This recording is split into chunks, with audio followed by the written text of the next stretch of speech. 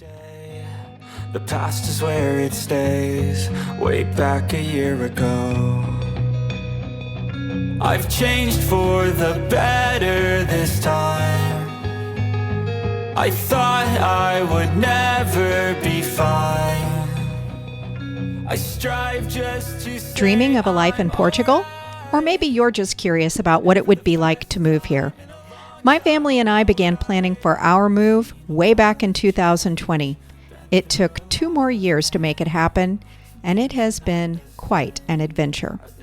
Before you pack your bags, listen in to hear the real stories of those who've already taken the leap. Every other Wednesday, we dive deep into the experiences of individuals and families who chose to make Portugal their home. Discover their motivations, the challenges they faced, and the unexpected joys they encountered along the way. We'll explore their preparation strategies, navigating bureaucracy, and the realities of building a new life in a foreign land. Whether you're seriously considering a move or simply curious about life in Portugal, these authentic accounts will offer invaluable insights and help you decide if this sun-drenched country is someplace you want to relocate to, or maybe just visit on vacation. Welcome to Mover, Portugal Unpacked. I ain't going back, I'm not falling. I'll push all my chips and call all in. I'll bet on myself, you keep stalling. February 15th, 2024. That's the day Talia traded the someday dream for a real life in Portugal. After a life-altering medical event in 2021, the clock was ticking. Someday became now. Today, we explore why Portugal, the climate, the cost of living that actually matters, the endless travel, and the sheer breathtaking beauty became Talia and her family's escape, their reset, their life. Talia, I'm really excited to hear your story today. Thank you for being here. Thank you for having me. I am wearing my husband's gamer headset because my laptop sound and mic were not working properly. So that's why. And my voice is very much in my head right now. So I'm probably going to get sick of my own voice in a minute. Well, hopefully our conversation will be so stimulating you will just completely forget it. So for sure. So you just celebrated your 1 year abroad anniversary, February 15th, like right after Valentine's. Congratulations. Yes. Thank you. Yeah, we actually left on Valentine's Day, but it was, one of those romantic red-eye flights overnight and arrived on the 15th. So both days feel like our anniversary. Yeah. So how's it feeling 1 year in? It feels wonderful, to be honest. We feel like we've been here a lot longer, and that time has kind of gone by really slow in that sense. And that's probably not a typical feeling people have. And it doesn't mean anything negative. It doesn't mean, oh my gosh, time is just dragging. Miserable time. I think it's more that so much has happened.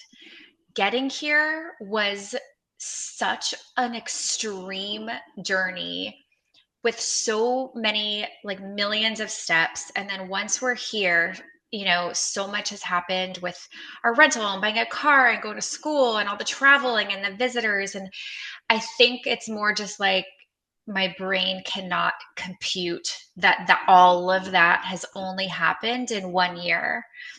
So it feels like touching down in Portugal and the whole, like, getting here and that whole journey, it feels like it was at least 5 years ago.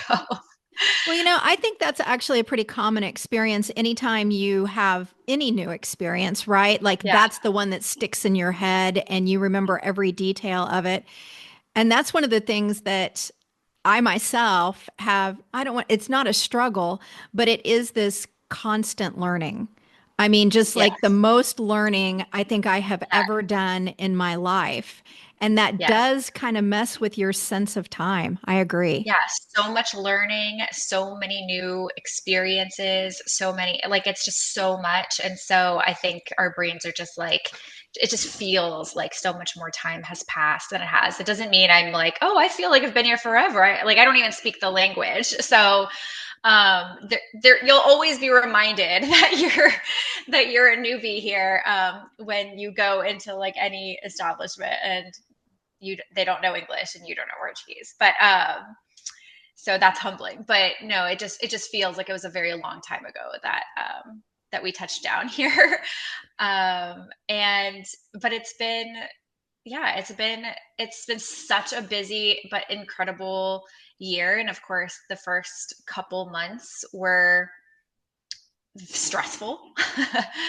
And the stress, like it doesn't ever completely go away, but it's definitely like we got through the worst of it, and now we are just enjoying life in Portugal and feeling more settled for sure. And there's a lot to enjoy here. So, Hmm. can you kind of take me back though? Walk me through your journey, like your why. How did you get here? What made you decide to take the leap? And then what did Yeah, that leap look like? yeah. Like as with many people, my husband and I, would always be like, oh, someday, wouldn't it be nice to move abroad? We should totally do that someday. And I think a lot of people do that. And it doesn't ever come to fruition, and you don't ever really take that thought seriously. And then in February 2021, I had a very scary, very serious medical emergency that I almost lost my life to. And I won't. I could talk about that forever, but I know that that will bring a lot of curiosity, and I do not mind talking about it. I had severe sepsis, and it was not caught and not diagnosed for a while, so it was allowing it to just get worse.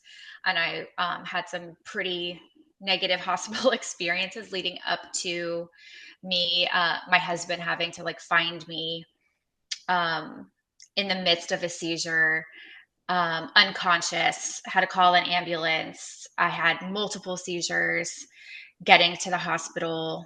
At some point, I picked up viral meningitis because my body was just fighting the sepsis. And I came out of that situation. I was in a medically induced coma for a weekend and then spent a week in the hospital recovering. I had severe cognitive issues. I had memory loss. I could not remember the last 10 years. I did not know that my husband was my husband. I did not know that I lived in Dallas. I thought I lived in Austin. I thought I was 23. Um, and so I had a lot of neurological issues, and neurologists working with me. Thankfully, my long-term memories or started coming back just after a few days of being at home, just kind of like, oh, I suddenly remember my house and I suddenly remember my dogs, and everything just started clicking. And then it took, in small doses, having to look at photos and videos of our experiences over the past 10 years for things to start clicking in. And I had to start, so I started getting my memories back. I had to do a lot of speech therapy, mostly for the cognitive benefit, like cognitive therapy basically, but I saw a speech therapist for many months. I had to do some occupational therapy. And I was rehabilitating for a couple months, and I continued to rehabilitate but went back to work because I just felt like I needed to go back to work because I truly couldn't even remember what it is that I did, and it was freaking me out. So I went back to work, continued doing rehabilitation, but it was once our lives got back to normal and I was back in the daily grind, and it was it was so much harder to just adjust to like day-to-day life and the 9 to 5 and and just everything felt very mundane. um and it was just, I felt like a square peg in a round hole, just going back to our normal lives. And I What were think you doing for work, if you don't mind my asking? I worked in nonprofit, so I had at the time had been working at an animal shelter running the foster and adoption programs. And then I a couple months after my medical event, I surprisingly got pregnant. And we had been trying for like a year and a half before my medical event. So we did not think that this was just going to happen so quickly on its own after my medical event. And we joke that like I thought I was 23, so my body thought I was 23 too, and I was suddenly very fertile or something. um, that's our little running joke. But so I so my job was a little bit too stressful once I remembered what it was that I did. I got back into it, and so I left to work at a different animal shelter in the fundraising side, and ran their special events, their galas, and so it was a great job, but we just now I was pregnant, and then I had a baby, and it became even more so. It was just so hard to get back into like, oh, this is it. We work and then we're tired. Yeah. And so we started just very seriously thinking about like changing our circumstance.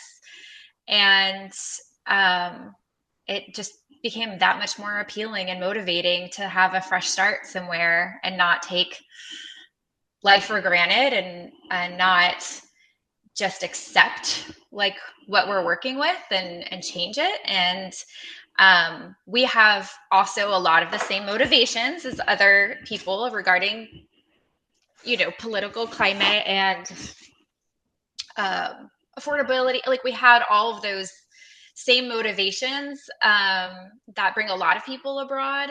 But I think that the underlying trigger behind all of it was just, yes, just having kind of like a new look on life and what we want, especially with a child, what we want our lives to look like and day to day. And so, sorry, now I feel like I'm talking so much. No, no, um, but as you're talking, I'm just thinking, I don't want to sound hokey, but this was almost like a whatever you believe. If you believe in God, a God thing, a universal realignment, spiritual awakening, whatever you want to call it, because I'm just thinking the chances of you going through the medical event. My grandmother had sepsis, so I know what a journey that is. But then to basically have to relearn what your life was, and mhm, then have to really feel that maybe that wasn't aligned with where you wanted to head, and then get pregnant. I mhm. mean, wow. Yeah. Wow. Yes. Yeah. And yeah, I don't know what I believe, but I do feel like all the cards were aligned. And it's one of those things where obviously that experience was extremely traumatic, maybe even more so for my husband, Yeah. who had to find me and who remembers all of it and everything leading up to it. And I still don't have those memories back. But it's I I don't have so much good came from that experience, Yeah. um, that I can't look back on it with anything but just being grateful that I didn't die, and grateful that it like encouraged us and motivated us to really reevaluate our priorities and perspectives and to take this leap. And it being here now and um, having like the life that we kind of or working towards the life we we want just has turned a lot of the negative things and the bad luck we always thought we had. And it's like, well, if we didn't have all of the like other things too, like just like, oh, we should have done this, we should have kept this house, we should have, like should have taken this job, like just all of these shoulda, woulda, couldas have, well, none of those things, maybe they wouldn't have led us here. And so now none of it matters because we're here now. And so all of those things got us here. And so it's hard to look negatively at all these things that were used to get us down and think, what bad luck, why is this happening to us? And we spun it to our favor. Well, it sounds like you guys had a huge shift just in your journey, period. You had a shift. Yes. Yeah. 100%. And, yeah. And so when we were our first plan was Costa Rica, actually. And we did a couple scouting trips there. We were almost certain, that we were moving to Costa Rica, and we had looked at houses and everything and done all the research. And after our last trip there, even though it was an amazing trip, like I swear the look on my husband's face when I told him, I was like, it was like a week or two after, and I was like, I don't think Costa Rica is the place. And I think it was because we had always been like, oh, we'll do Costa Rica now for maybe 5 or 10 years. And eventually we're going to make our way to Europe. And, once you do the research and you realize how much goes in to moving abroad, Yes, it's not something that you want to do twice if you don't have to. Europe seemed unattainable. It's so far, it's such a different time zone. And I think that's why we didn't take that option seriously at first. But I was like, we need to look at it as an option now. And because who knows what's going to happen in 5 or 10 years. And if that's where we want to end up, like, let's just do it. Let's just do it now. And so that's when we just switched gears and started researching. It didn't take long to narrow it down to Portugal, but yes, and everything, it just checked all of the boxes that we were looking for in starting a new life. And I think that once I convinced my husband of that, he was 100% on board, but it was a little bit stressful for him to switch gears like that. So tell me a little bit about what some of those boxes that you checked, because I know that a lot of people, usually the ones I hear, and I think it's because the pathway to living in Spain, Italy, and Portugal tend to be easier than some of the other countries in the European Union. So what was it Yeah. about Portugal? What were those boxes that it ticked for you? Yeah. Well, even ease of access is important because a lot of countries are just off the table. Like there's just Yeah. not, so that really rules out a lot of places because they're very difficult to get visas, if not impossible. Um, so it so once you kind of narrow it down to the countries that are even options, it became a matter of affordability, climate. Um, that's probably the most important things, Yeah. like we didn't want to move somewhere that had, kind of not so great weather year round. But affordability was a big one. It's not, and I don't mean to say like, oh, Portugal is so cheap. I know that's just one of the things everyone has very different opinions about the cost of living here. And that's because everybody comes from different and like Right. from different places, and everybody's relation to cost of living is different. But comparatively to other, European countries, Portugal is more affordable than many, and has a better climate than many, and a easier visa process than many. And the 5-year path to citizenship, I think, is pretty unique to Portugal. I don't know if many countries have that quick of a path. I think it's usually about 10 years. And so it's very appealing to be able to try for citizenship Can in you five speak a years. little bit about what that path looks like, the 5-year path? Yes. So we're all here on uh, temporary 2-year visas, which we can renew again for 3 years. And then after 5 years of being a resident here, you could either do permanent residency, I believe, or you could apply for citizenship. And I do think it takes, especially here in Portugal, I'm sure it takes at least a year or two. So it's maybe more like a 7-year process, but I believe you can start it at 5. And it does include like a language certification. You do have to be able to speak some basic Portuguese, I believe. Um, and uh, and then I love the idea of that, just so that I hope that we can stay in Portugal long term, but it is very nice to know that once we have our citizenship, if for some reason we want to move somewhere else in the EU, we have that option. If I want to follow my son to college one day, I can follow him. And so, yeah, that was definitely an appeal as well. So you gathered the personal belongings and you applied for the visa. How long did the process take you? Once you chose Portugal, how long did it take to get here? Yeah, I think I might, from just anecdotally from people we know, we might have had the quickest like overall process. So we were very motivated. I left my job in March 2023. We did an obligatory scouting trip to Portugal the next month in April.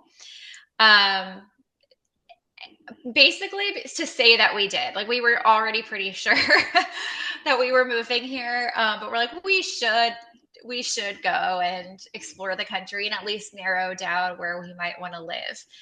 And so we did a scouting trip in April. We began working with um, we had a consult with a relocation company shortly after that. So April 2023 is when we got the ball rolling, and we were here February 2024. That is a very quick process. Do Yeah. you think part of that is because you did use a relocation company, or I guess my question is, was the relocation company helpful in that process? Because this is another area you can pay whatever Yes. you want for these Yes. services. Yes. And I think you'll also hear some people be like, you can do everything yourself. Don't waste your money on a relocation company or a lawyer. It's true, you can. um, but we are so happy we used a relocation company. I don't know that they helped speed up the process as much, but they they were really helpful in, making sure that we were putting our best foot forward for our visa applications. We did not feel like we were shoo-ins. Yeah. We do not have a ton of like passive income coming, from all sorts of streams. And so we were very worried about our eligibility. And you hear all sorts of different things. And I think that they were very helpful in making sure that our applications were thorough, that we were setting things up in a way that VFS, which is the visa application center, in the way that they would want to see things. And so for the peace of mind alone, and they are much more, our company was much more affordable than like using a lawyer. Mm-hmm. So I think in our situation, like, it was 110% worth it to use the relocation company. As far as to why the process was so fast, I think that's because most people are a little more responsible than we are. I will say that we might be good inspiration for people who do not have their shit together. Sorry. That's fine.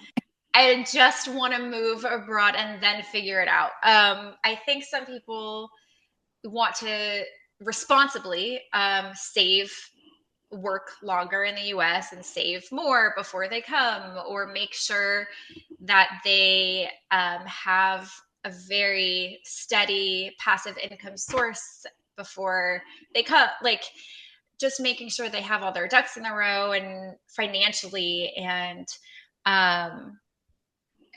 relationship, and like their relationships with their family. And just like, I just think that a lot of people probably do a lot more planning and just making sure that everything is more financially stable. And we, I left my job like almost a year before I moved here so that I could focus on this move full time. And that's one of the main reasons that it happened so fast. I left my job and I was like, this is my job now. I'm gonna get us to Portugal. And it involved having to apply for the passive income. We had to rent out our house that we were living in to get the passive income visa. And so we had to show 3 months of that income before we could even apply. So we listed the house in the summer and spent a few months just packing, tossing, selling things, really downsizing. Rented out our house in the summer. I think it was August. Moved in with my in-laws in their retirement community, which was off the hook. It was actually wonderful. They have like great amenities.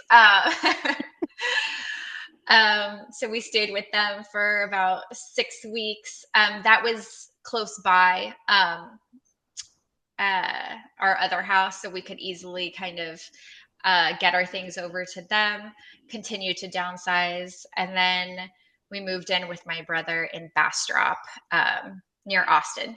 Yeah. And that was where we kind of laid low until our visa appointments. And those were right under the wire. I don't even think we had that 3rd month of rent yet, but they thought it would be okay. And so they got us an appointment. I think it was around Thanksgiving, like late November of 20. We're still in 2022. 2023. And so, yeah, we were just doing the visa application. There's just a lot of things that you have to get done with, like the FBI, fingerprints, setting up your Portuguese bank account. You got to find a rental property in Portugal, which is probably one of the most stressful things. Like, you have to already be paying rent on a property in Portugal before you even apply for a visa that you may or may not get approved for. Yeah. So that's stressful, unless you're lucky enough to find a rental that like has a future start date, but that doesn't really happen around here. It's true. So, yeah. You chose an area called the Silver Coast to settle into. Was there any specific reason for choosing that area? Our scouting trip was useless because we fell in love with every city that we went to. Yeah. We were like, well, that didn't narrow anything down. We could live in any of these places. Yeah. We settled on Silver Coast because we thought it was just going to be like a landing point. We can move, just like figure out where you want to land, and then you can keep exploring the country. And if you want to move somewhere else later, great. So we wanted to be somewhat central so that we could go north, go south, and be able to see, like, more easily explore Portugal, our first year or two here. And so so somewhere central, and then inland was just too, we were there in April, and just like, it was so hot. It was like, even if it was only like 70 degrees outside, if you were just like in the sun in Yes. April, walking around exploring, it was, and we came from Texas, like, so that's kind of why we were like, no, we want to be more towards the coast where the climate's a little bit milder. And uh, it was between Caldish and Larea for a while. But the person, we hired someone to help look for properties for us and to just commute. Like, she's not really a realtor, but she's more like a personal concierge. And she's in Caldish, and so I feel like she was mostly just finding us things in Caldish, and we're so glad that she did, and that she found us a place that we liked here. We were concerned that Caldish wasn't going to be an option because we had 2 dogs, and uh, and a lot of the apartments downtown are not like super dog friendly, and apartment living is kind of hard for 2 dogs. But she found us this great house that has a little yard and very close to downtown, and so that's how we settled on Caldish Durania. And I'm so glad that we did, because we're in that great, we're all in that spot where we can easily, there's so day trip opportunities like crazy, just like we can go anywhere. And I just love this quirky little city that we're in, and we're so close to Lisbon with all the, all the amenities and resources that Lisbon has to offer, but we have our own little our little mini metropolitan city right True. here. And yeah, so So I what don't would I you don't think say we'll leave. was the most challenging part of your move?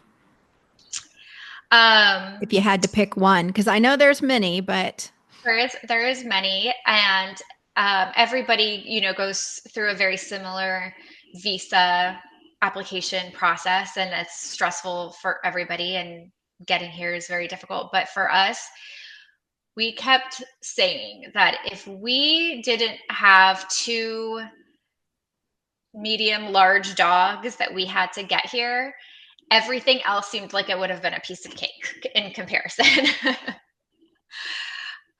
So it was, getting the dogs here was definitely the most challenging and stressful part for us. so can you tell me Uh, a little bit about what made that, you know, such a challenge? To be honest with you, I know, but for our yes, listeners, yes. So for all pets coming in, there's already a lot of different time sensitive steps that need to be taken. Um, just making sure that you find a USDA certified veterinarian who is familiar with the process of filling out these USDA forms, submitting them at the exact right time so that you get them back at the exact right time, because they need to have an exam within 30 days of entering the country. And then the exam, like these official USDA forms, have to be filled out by the vet, and they have to be sent to USDA and stamped. And that has to be within 10 days of entering the country. So you just need to make sure that you have this veterinarian that knows the process and knows to do things at the exact right time.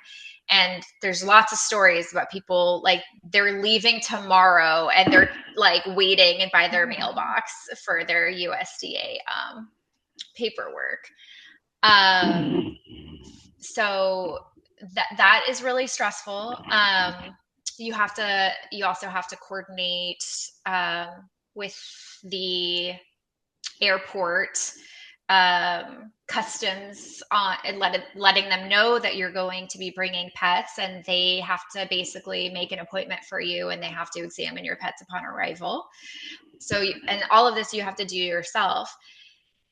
The hardest thing for us, in addition to all of that, was that our dogs were too big to, fly in the hold. They had to fly cargo. It's the same exact spot of the plane. but if they're larger, it's a totally separate place that you have to drop them off, maybe because they're heavier and they need, I don't know, more equipment. And so that was significantly more expensive. You're coordinating on this side with TAP air. Oh, we flew TAP. So we were coordinating on the US side with TAP USA, but there's a huge disconnect with TAP Portugal and a huge disconnect with the cargo. It's technically a different company. You get told very contradictory things. You have to like request the flight and you don't even know for sure if they're gonna get approved. And in the meantime, like you're hesitant to book your own flight until theirs is secured. You got to be on the same plane as them, obviously. And so they, we were told, oh, you have to get there 4 hours early to the cargo place. And we got there 4 hours early. And they told my husband, no, you were supposed to be here 6 hours early. They almost didn't even accept them. Oh, there's just not like seamless communication between departments, between TAP USA, TAP Portugal, and cargo. Like there's all different. So that was really complicated, very stressful. We opted to do it ourselves instead of using a pet relocation service, which a lot of people just want to pay money to. Yeah. And I understand that. But in our situation, those companies are limited on what airlines they partner with. I don't even think that there was a pet relocation company that will put your pets on a TAP plane. And most of them do not, a lot of them, you won't be on the same flight as your pets. And so they'll pick your pets up, they'll send them on a plane, and there's usually a layover, and it's probably Lufthansa, like Germany or whatever. And so for our dogs, who one is like very old and one is very fearful, and not only would that route have been very expensive, but the overall travel time would have been a lot longer, and they would have had to have a layover in another country and then get back on a plane. And because we're crazy dog people, we were in Texas and we booked a direct flight with TAP out of Miami. And I flew to Miami with our toddler, and my husband drove our dogs and all of our belongings, because we did not do a shipping container. So we packed our lives into 8 bags. And he drove that all to Miami on a road trip. We all met up in Miami, spent the night there, and then we all flew direct because we wanted our dogs to have a direct flight and the lowest amount of travel time. These are the portions of the journey that don't get told often enough. I mean, if you have your pets are your family members, right? Mm-hmm. And I don't know about you, but I find it amazing that a country that is full of, let's just say, suggested timetables on everything has such specific time requirements for immigrants. So, right. Yes. Yeah. It's like, this is the area we're going to be this way in. Okay. Yes. It does not compute. Yeah. The very stringent timelines are just like, why? Like, it's so stressful, and in some cases not even possible. And a lot of things contradict each other with the rules. And so you have to be really strategic. Like, and because our flight was on the 14th and we were arriving the 15th, we had to be really careful with the veterinarian, because he was going to make sure he was going to submit it on the 4th. And we're like, no, 10 days. It's going to be the 14th and we arrive the 15th. that will be the 11th day, so you have to be really make sure that you're timing it based on when you arrive in Portugal and not when you leave Portugal. And yeah, there's a lot that even with a consulting company, there's a lot that's just on Yeah. your plate, and there's a lot that they cannot do for you, especially your pets. And, being part of the expat community here, we both have heard the horror stories of people who just weren't micromanaging every single piece of everything. And then that one little piece caused them all kinds of headaches. Yes. But you've been here a year now. So, how has living here been different than what you anticipated? And that could be good or bad, right?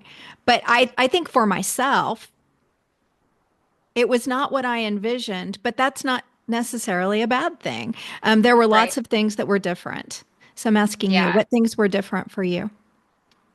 Um, I feel like we tried to keep our expectations relatively low so that we weren't like super surprised by by too much. Um, but I think that you can't help you can't help but feel like life is going to be a little bit of a vacation for a while when you move to Europe, like Sure. um and the first couple months of living here was just anything but. It was I can see why people have such a hard time at the very beginning, and have these like what did we do things, because the stress is so high, and you have a lot of bureaucratic things that you have to do at the beginning, and that is not something that Portugal is well known for having. Like a easy or efficient process when it comes to bureaucracy.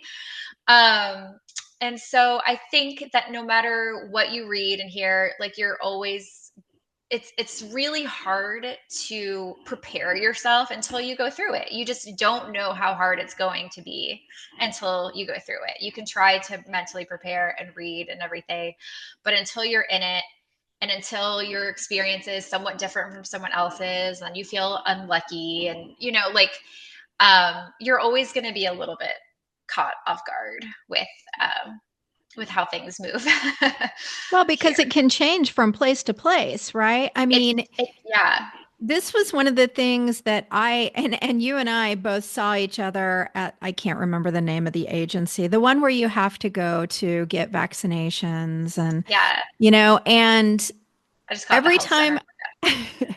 every time I went there, I got a different person and a different expectation. And then I would have to go home and get a different document and come back and start all over again. And that Same. was very challenging for me Yes. because I have an expectation that things are going to be. I'm trying to think of an example. Like consistent. Yes, yes. Yes. Yeah. And that is Like something that was a hard protocol is a transition. protocol. Yeah. Yes. Yes. But really, it's Same. based on the person. It's based on the person that is there. It's also like if you ever need to borrow my toddler, we always have the best luck when my toddler is with us. Uh, I need to get my but social security number, so I may babysit for you that day and take yes, him for a little absolutely. trip. Yes. Yeah, whenever he's with us, seem to be a lot more flexible. They're like, "Oh, did you bring this document?" And we're like, "No." And they're like, "It's fine." And and that happens the most when I'm holding my child. And I'm like, but I know that people get turned away for not having that document on them. Yep. But there's been several times that they wouldn't even let me in the door, the security guard, like because I couldn't explain to him what I was there for, and he wants to make sure you have the paperwork before he even lets you in. But once you're in, the people at the front desk have a completely different protocol. Like Yes.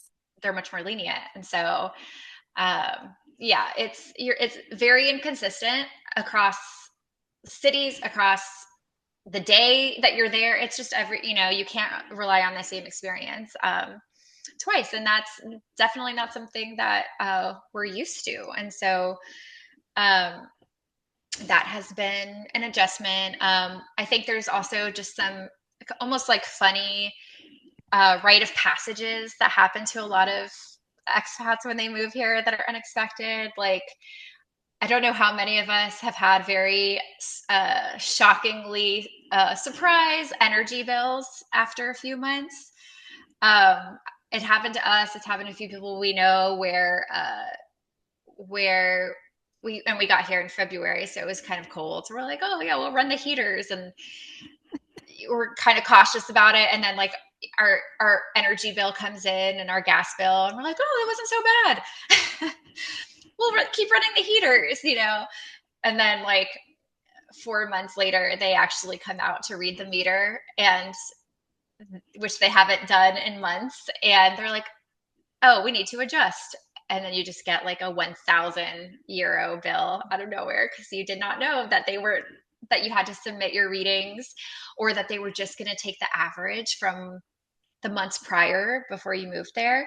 And no one was living in our house Yeah. before we moved in. So I've heard a few people have stories like that. I think many of us have been locked out of our houses in the early days and needed to call a locksmith to come open our doors, because most of our doors here, they just lock.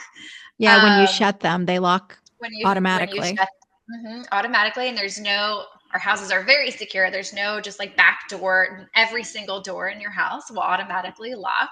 So you go get the mail, you got to bring a key or leave your door open. And so we've gone through that. So there's just lots of like little funny adjustments and surprises. And you coming from the US, where we're very used to our central air,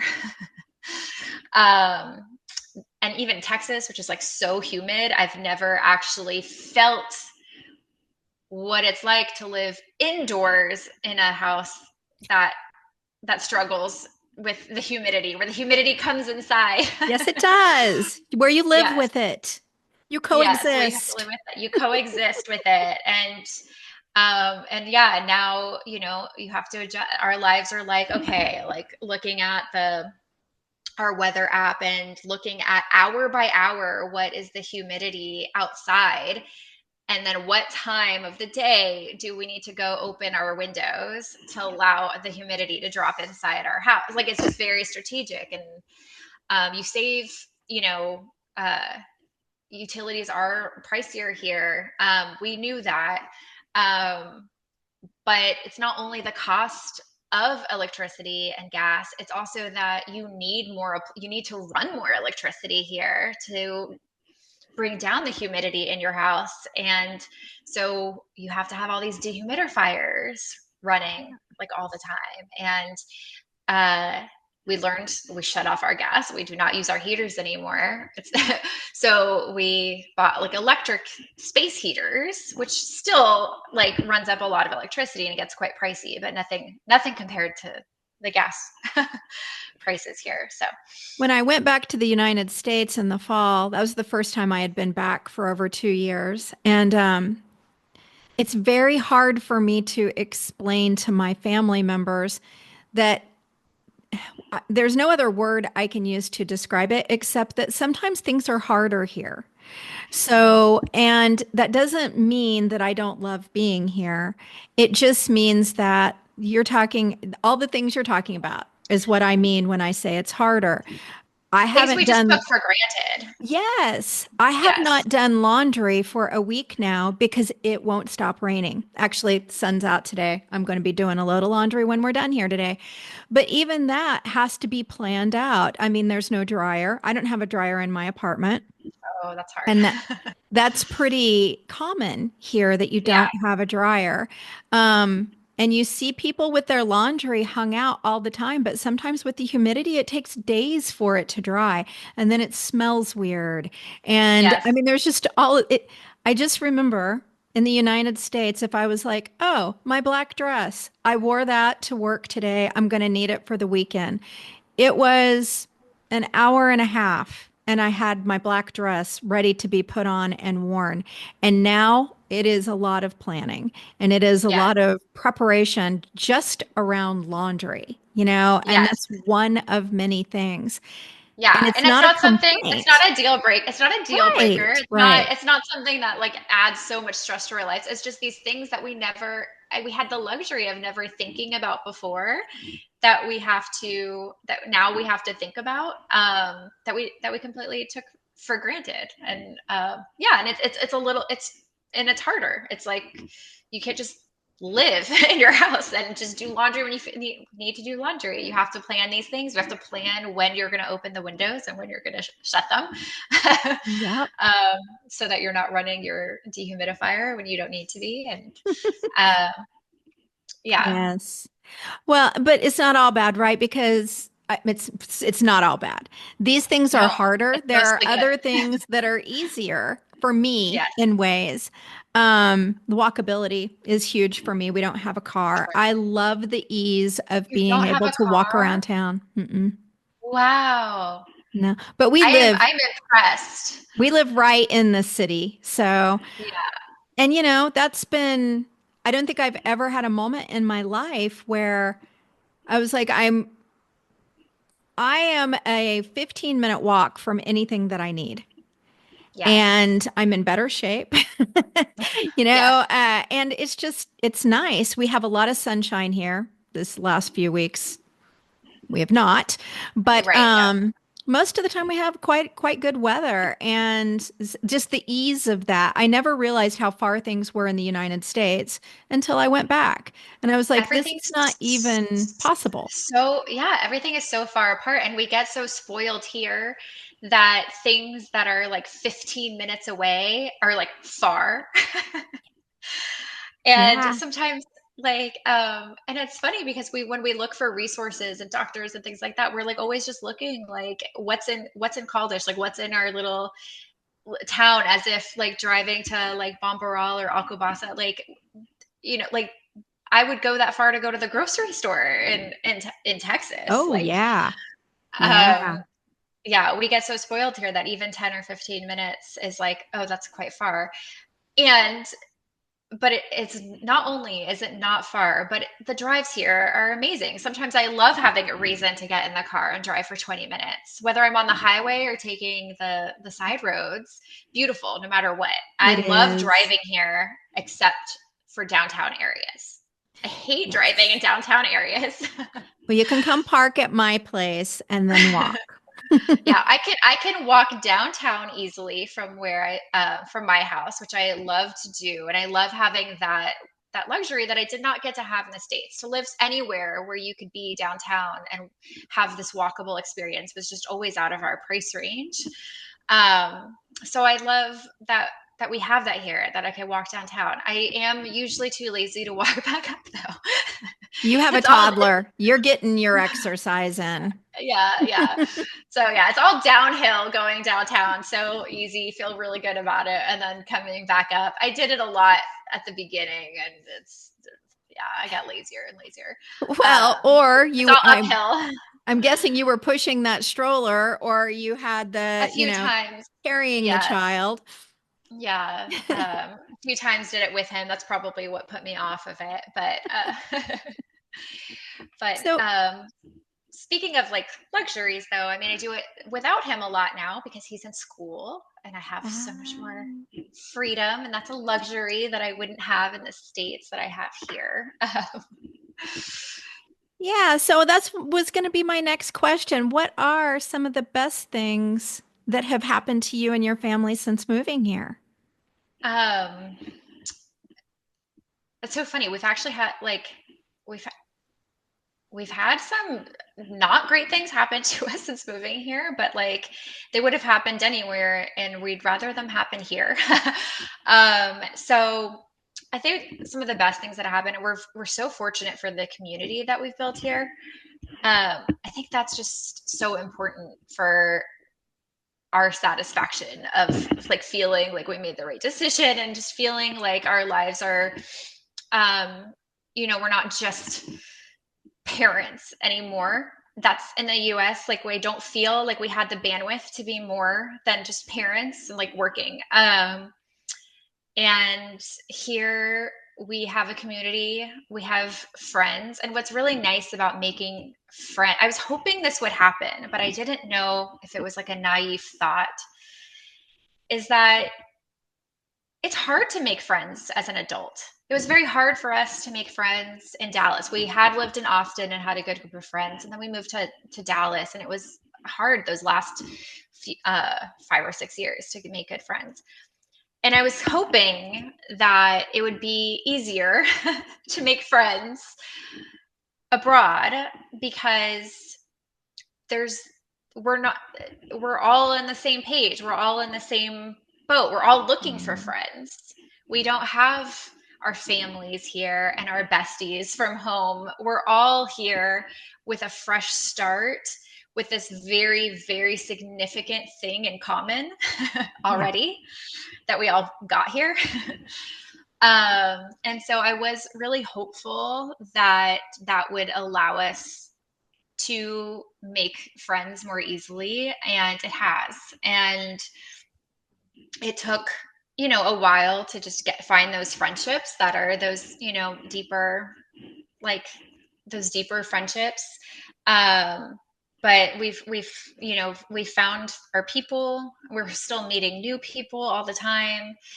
And having that community here has been so helpful in helping us feel at home and acclimated. And I feel like I have more of a community here than I did. um, It's interesting that you say this, though, because I don't know if in the US we are set up anymore to establish those communities. As we were just talking, things are so far away. mhm. And I can remember, like my grandmother's generation, first of all, people didn't move around. You stayed in the same neighborhood, you had the same neighbors, and they kind of established what we have here in Portugal, which is this group of people that are your go-tos. They don't necessarily have to be best friends, but they are people that you can call and say, "My gosh, my car broke down. Can you recommend a good mechanic?" You know, um, and that's something that has gradually started leaving US society. People are involved in so many different groups and so many different areas. It makes that meaningful connection and work as a community really hard to achieve. Yes, absolutely. I feel like, and I think the culture of work has also kind of played into that, where I think everyone's very far apart. Everyone is like working mostly traditional, Monday to Friday, all day, 9 to 5 jobs. Everyone's very, I don't know, like a little bit more segregated, and hanging with friends and being social. It always felt like it needed to be something that was like planned in advance, that goes on your calendar. It wasn't like, I don't want to say natural, but there wasn't a lot of like, hey, you want to grab lunch?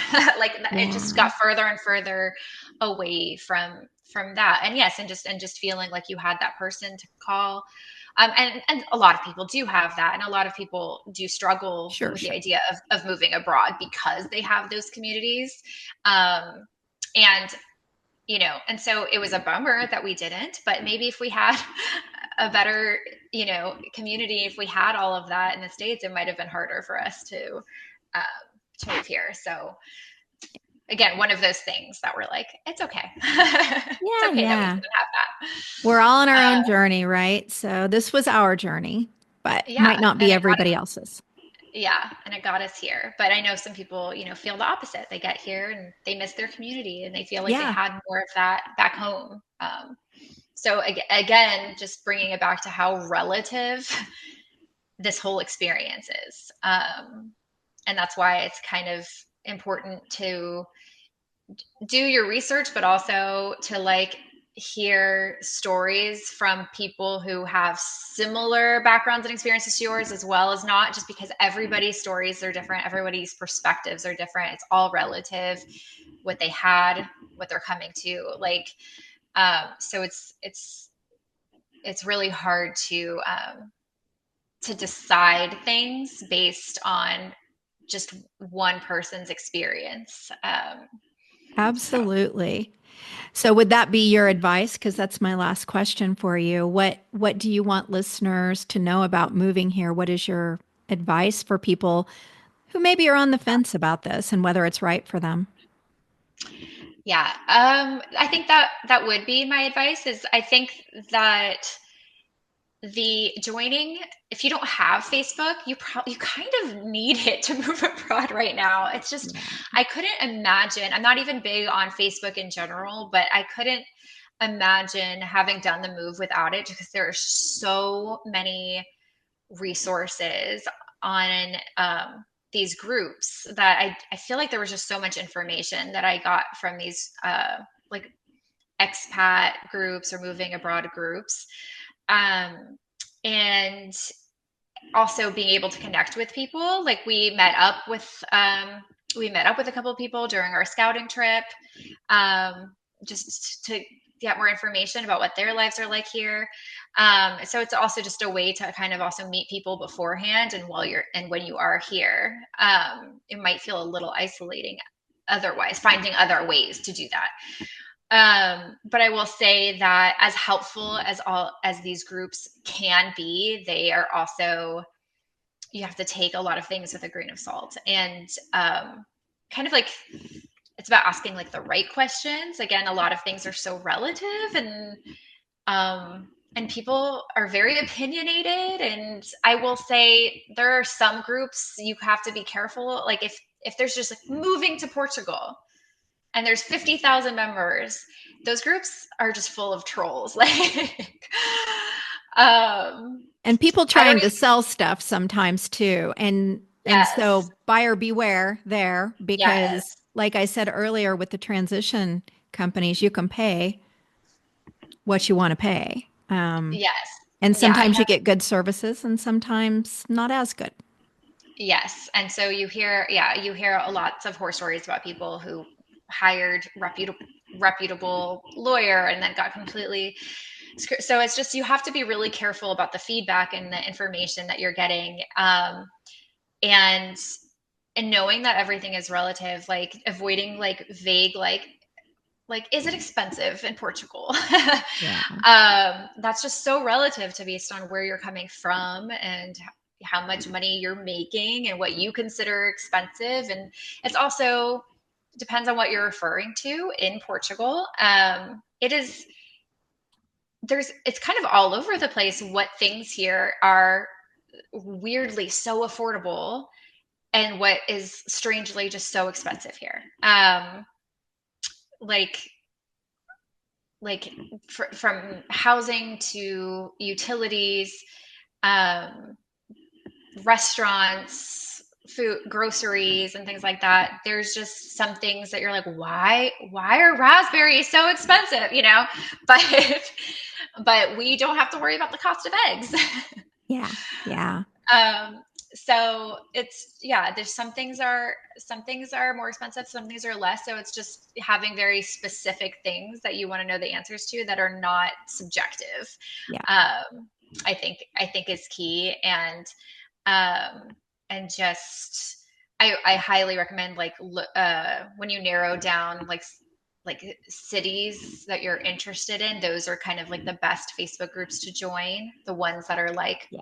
the Storania expats, are like, if there is one, the ones that are really more localized and small, because then you'll just get a better idea from the people who like live there of what life is really like there. I agree. Do your research. Make sure that the questions you're asking are those things that you really need to know before you make your choices and not those things because, for me, I'm going to pay however much the raspberries are. And then in other cases, I'm going to find a replacement. But if I don't have certain services for my daughter, that's going to be a game changer for me. So, kind of Right. knowing your why, what your non negotiables are. And you are so right, Talia. Do your research and get connected. Right. Right. Exactly. And like for us, affordability, we were mostly concerned with school, with healthcare. Those were the top priorities for us, as well as like rent. And that was one of the surprises. Like our rent is very affordable, but the utilities, like they make up for that. But like, school, that's what really mattered to us. Like if we were in the States, we couldn't even be sending our kid to school right now. And he's been at school since he was 2, and he has at an amazing school. They feed him, which is amazing. They feed him his snacks, his lunch. They're going to start potty training him for us soon. He's in all these extracurriculars. He's doing gymnasio, he's gym class, dance class, yoga, music, all through his school. And I'll just like as a reference, all of that. The school itself is $218 a month for us, and then with the extracurriculars, which happen during school hours, not like I'm making my 3-year-old go, places at 5 o'clock. He also does the dance and yoga and hip hop for like about 8 to 10 euros a month each. So altogether it's $250, like for everything.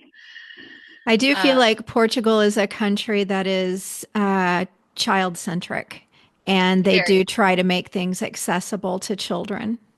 Yeah. And that's huge for us. That's where our priorities are. And so for us, having not only affordable education or like nursery school for him, but also such a well-rounded experience for him that we can afford. And it gave us, like, in terms of quality of life for us, so pivotal. I mean, like we're already used to it now, but it was, back in the States, if my mother-in-law would watch my kid for just a couple hours and we could go to the bank or go see a movie, it was like, oh, like we don't have a kid with us. Like it was so freeing. And so rare that we could have that opportunity. And it's such a game changer for our quality of life to be able to have affordable childcare and be able to get work done, be able to go see our friends for lunch, and like, and know that he's just having also the most, amazing fun experiences at school. We have a babysitter that we can afford. Yeah. And that's a luxury that we didn't have before. So we could occasionally have a date night. And so these are things that for us, have really impacted our quality of life, and the things that we do find more affordable that we prioritized. Yeah. Well, is there anything else that you would like to say before we bring this to a close? I don't know. I feel, it was the best decision we ever made, but of course it's not for everyone. But I think that anybody who's interested in moving abroad, whether it be Portugal or somewhere else, I hope that like these things inspire them to, to do the research and make sure it's the right decision. But I also hope it inspires people to like actually take the leap and know that it's possible. And like I said, a lot of people were more responsible about it than we were in terms of getting everything in place beforehand. And we were more like, let's move there and then figure it out. But both avenues are possible. And yeah, I do have one video posted to our YouTube channel, a whole video and showing what are you going to add more? Because I was going to say, I think if it's okay with you, I'll link that to this episode and people can just check it out. Yeah, feel free. I hope to add more. That the plan was always to do more. I was like, oh, we'll do a 6-month update and like a 9-month. Okay. And we have a 2-month update there of life in Portugal. And our goal is to at least get a 1-year update on there very soon. And then hopefully once I have that under my belt, I'll feel like I can knock out more of them. But I don't know where the tie went. But yeah, if anyone wants to watch my one video, maybe almost 2 soon, my handle's at Talia Fiona on YouTube, and I think my Instagram is public as well if you want to see Portugal through the eyes of my toddler, because that's mostly what I post about on my Instagram. And I will put those links in today's show notes for this episode. Talia, thank you so much for coming on the podcast. Yeah, thank you for having me. It was a fun conversation. I hear destiny and it's calling. I'll keep my head up high through the downs and lows, and we're all going live. Still nobody knows, but I'ma choose what's right and take what comes and goes. And ain't no one in life holding me back no more. Today's episode was produced and edited by me. The theme music is the song A Year Ago by Nefex. If you know someone contemplating a move or visit to Portugal, please share this podcast. It's as simple as copying the link you use to access it and sharing it with others you think would benefit from it. You can find Mover Portugal Unpacked on Apple, Spotify, Amazon, YouTube, and Buzzsprout at tot.buzzsprout.com. A final place you can access this podcast is on the Path to Portugal community located in the School platform. That's school, SKOOL.com. On this platform, you can also access Ask Rudy, a tool to answer your most complex and simple questions about relocating to another country. If you want to understand the move abroad process, simplify the steps for efficiency, and save money, ask Rudy.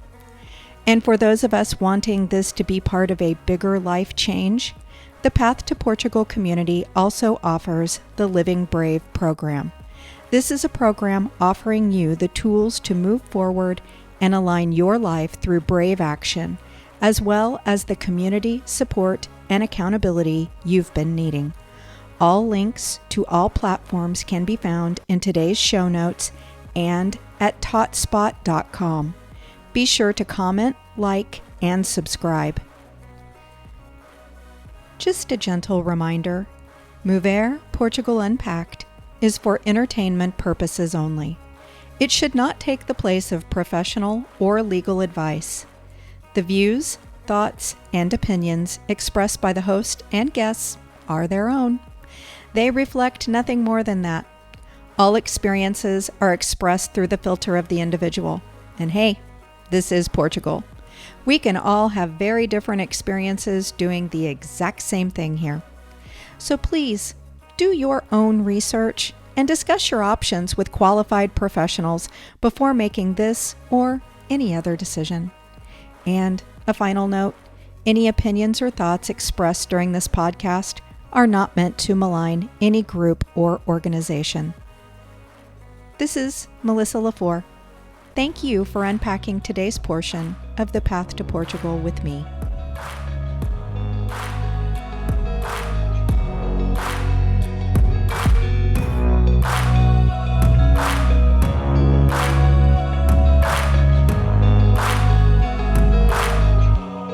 Way back a year ago,